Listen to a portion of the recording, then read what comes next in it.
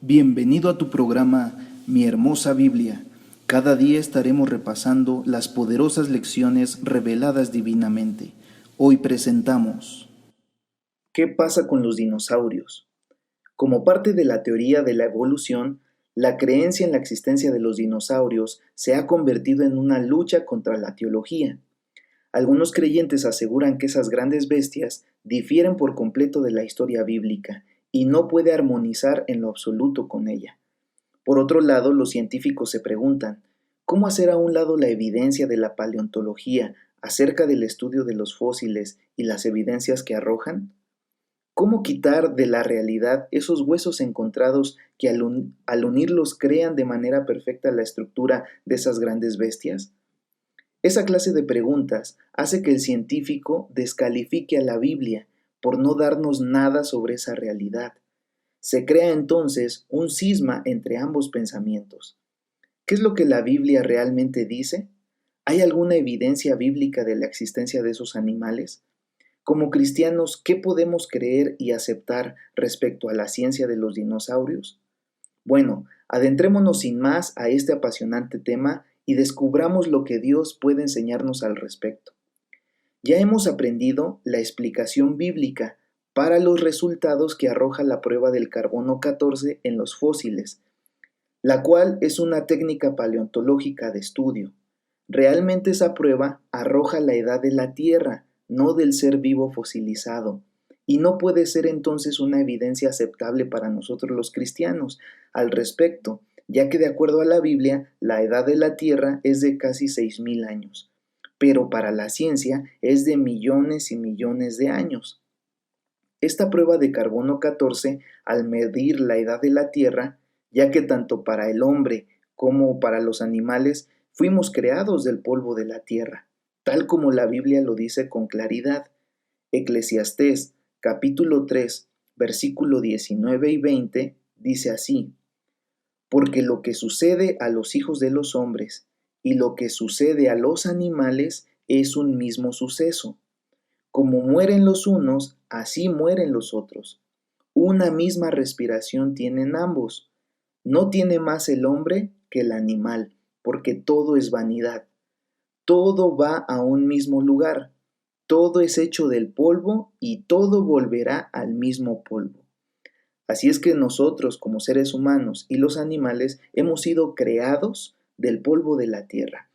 Esta medida que se utiliza en la paleontología solamente nos da la edad del polvo de la tierra, no de la criatura.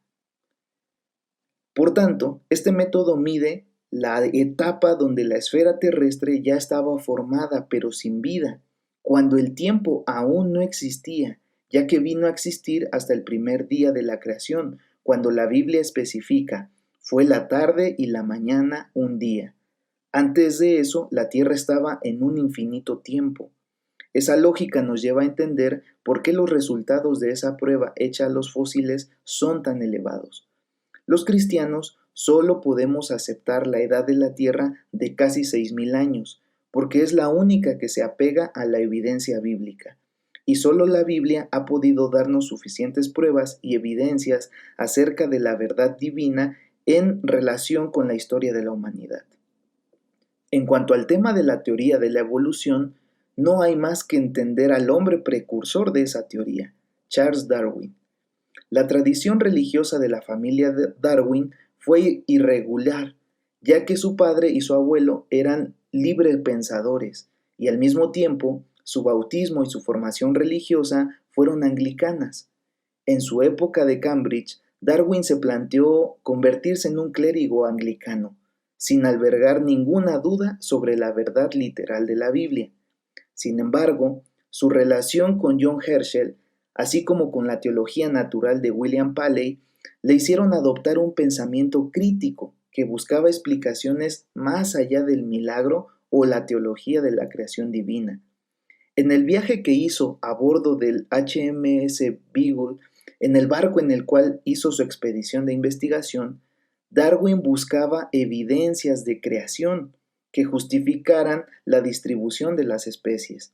Trataba de entender la evolución en base a la doctrina de la creación divina. Este hombre estaba íntimamente ligado a la teología, estaba íntimamente ligado a la religión. Darwin continuó desarrollando un papel muy activo en las tareas de su parroquia. En 1849 comenzó a dedicar el tiempo que su familia pasaba en la iglesia a dar paseos en soledad. Esos pensamientos individuales que lo llevaron a filosofar acerca de la existencia lo orillaron también a empezar este tipo de investigaciones que iban ya en un claro desacuerdo con la Biblia. Después, en 1851, Darwin quedó destrozado por la muerte de su hija Annie. Su fe quedó tan resentida que dejó de acudir a la iglesia.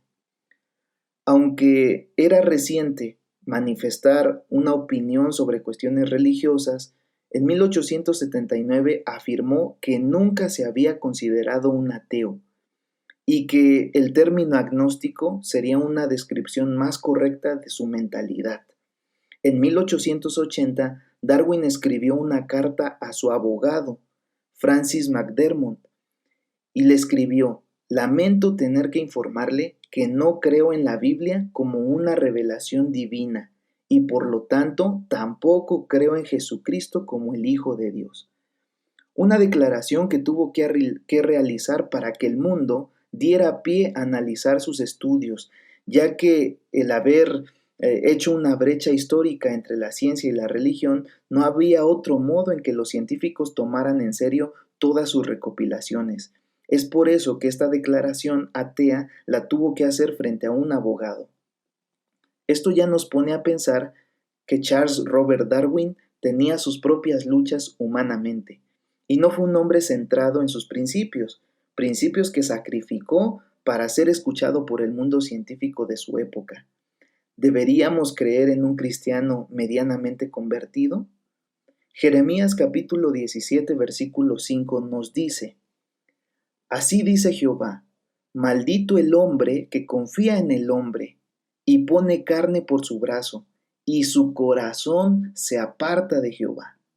Y también la Escritura nos dice en Colosenses 2:8, mirad que nadie os engañe por medio de filosofías y vanas sutilezas, según las tradiciones de los hombres, conforme a los rudimentos del mundo y no según Cristo.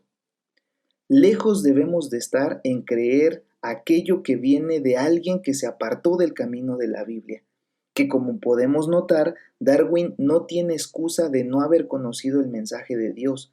La religión fue parte de su existencia, pero él renunció a ello por seguir su filosofía. La Biblia nos invita con mucho amor a no ser parte de los engaños filosóficos que nos alejan de la salvación. Algunos enseñan que Darwin se arrepintió en su lecho de muerte. Una de sus amigas, quien le visitó en sus últimos días, aseguraba que él le pidió que le leyera la Biblia y que le leyera sobre la salvación.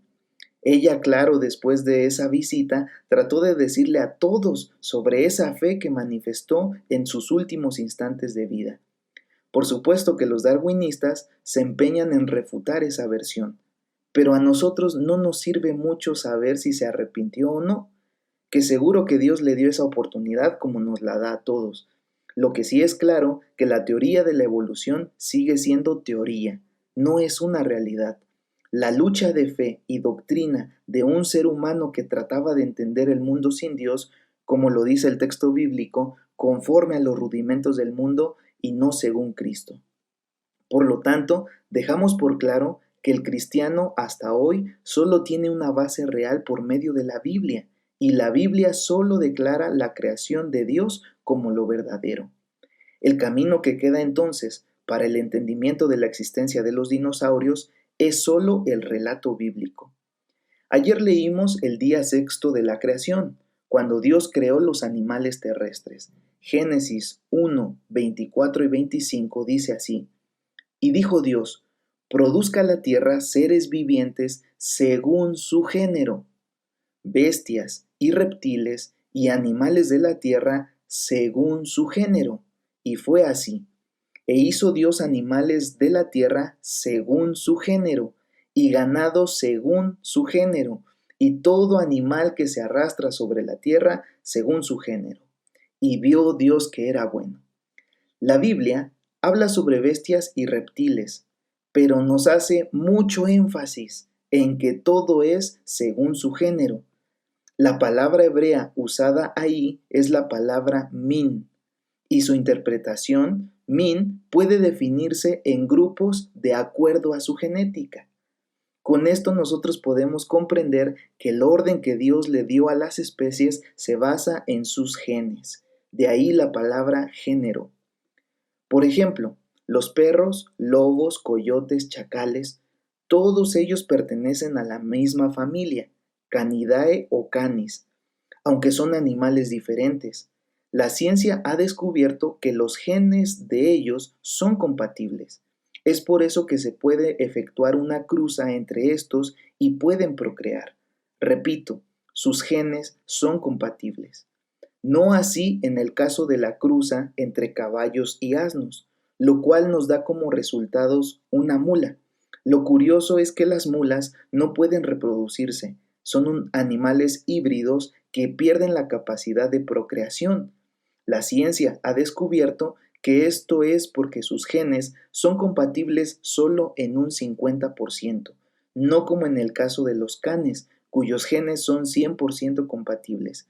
Es por eso que el ser humano, por medio de las cruzas, ha podido realizar muchos géneros de perros, todos ellos con miles de variantes, ya que los genes así lo permiten. Los paleontólogos han descubierto que los dinosaurios eran completamente incompatibles genéticamente entre sí. Los genes entre ellos son completamente diferentes. Las investigaciones arrojan que los dinosaurios llevan en su registro de ADN los genes de las aves. Los estudios más recientes abarcan 48 genomas de aves encargados del desarrollo de los dinosaurios. 48 genomas tan diferentes unos de otros que no dan un ADN definido a cada especie de dinosaurio. Estos genomas son tan incompatibles que los expertos han decidido solo basarse en los genes de la gallina para sus investigaciones más arriesgadas. De hecho, en el año 2012, la comunidad científica calculaba que para el 2017 los avances sobre la genética serían tan grandes que para ese año ya tendrían el primer dinosaurio traído a la vida por medio de la genética. Dejaré un enlace en este estudio para que lo puedas revisar. ¿Por qué en el 2017 no pudieron llevarlo a la realidad? ¿Por qué aún hoy, a finales del año 2019, 7 años después de esa promesa, no han podido resucitar a los dinosaurios pese al mucho conocimiento que hay sobre sus genomas? La respuesta es simple: son muchos genes, son muchas diferencias, son muchas variables y no han podido los científicos lidiar con todas esas incompatibilidades. ¿Por qué el genoma de los dinosaurios son extremadamente variados e incompatibles? El hombre por miles de años ha trabajado con la genética de los perros sin ningún problema. ¿Por qué con el de las aves no se puede recrear a los dinosaurios? Necesitamos entender que el genoma presente en los dinosaurios no está dentro del plan de Dios dado a su creación. La Biblia nos dice claramente que Dios dio orden, clasificando su creación de acuerdo a su género, de acuerdo a su familia genética. ¿Quién desordenó tanto los genes de los dinosaurios al grado de crear especies tan incompatibles?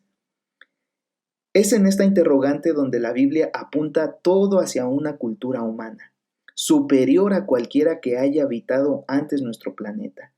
Hombres superdotados en todo aspecto, que encontraron cómo manipular la creación de Dios por medio de la cruza indiscriminada de los animales. Hombres con la suficiente inteligencia para entender la genética incomprensible para nuestra generación, pero que ellos entendieron y usaron desde los mismos principios de la historia.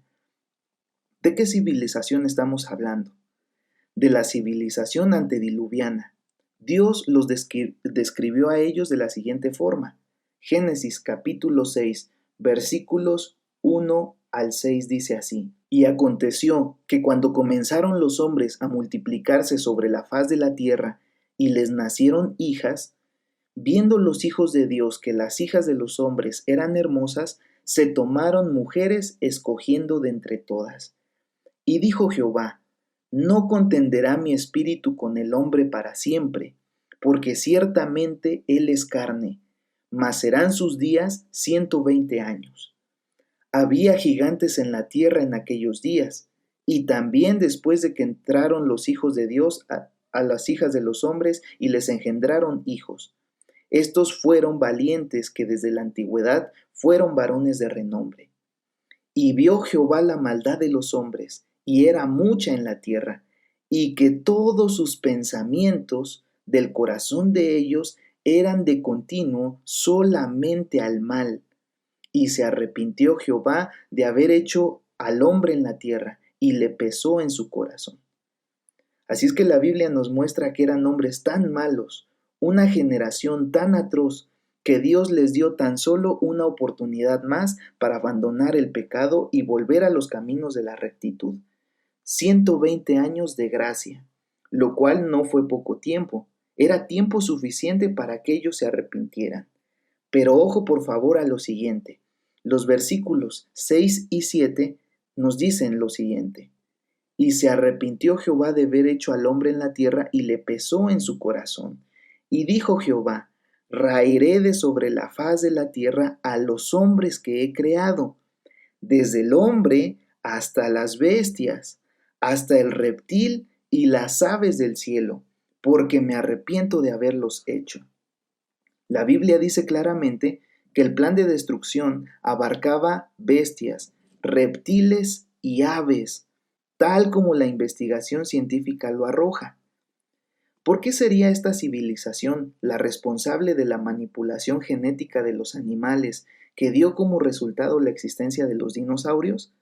Bueno, eran hombres cuyo pensamiento eran de continuo solo al mal. Estaban en abierta rebelión contra Dios. Eran gigantes de renombre. Vivían cientos de años. Sus capacidades físicas y mentales estaban muy cerca de las de Adán y Eva. Solo una civilización tan cercana a la etapa de la perfección del Edén podría tener el conocimiento suficiente para manipular los genes de esa manera. Todos sabemos del plan de salvación dado a Noé, lo cual le permitiría sobrevivir a la gran catástrofe del diluvio. Las instrucciones que Dios le dio nos aclaran aún más la verdad que hoy estamos estudiando. Génesis 6, 18 al 20 nos dice así: Mas estableceré mi pacto contigo, y entrarás en el arca, tú, tus hijos, tu esposa y la esposa de tus hijos contigo.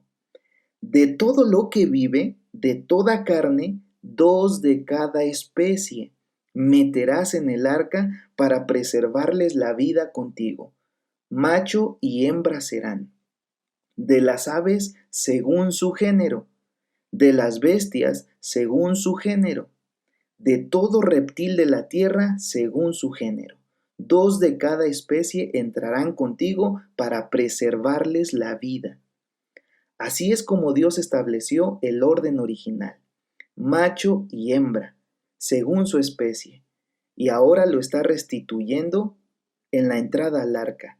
Reptiles también, pero solo según su género, solo conforme a la genética que Dios les dio. Los dinosaurios existieron, pero no como creación de Dios, sino como resultado de la cruza de animales de los rebeldes antediluvianos, que solo usaban su inteligencia para llevar la contraria a Dios.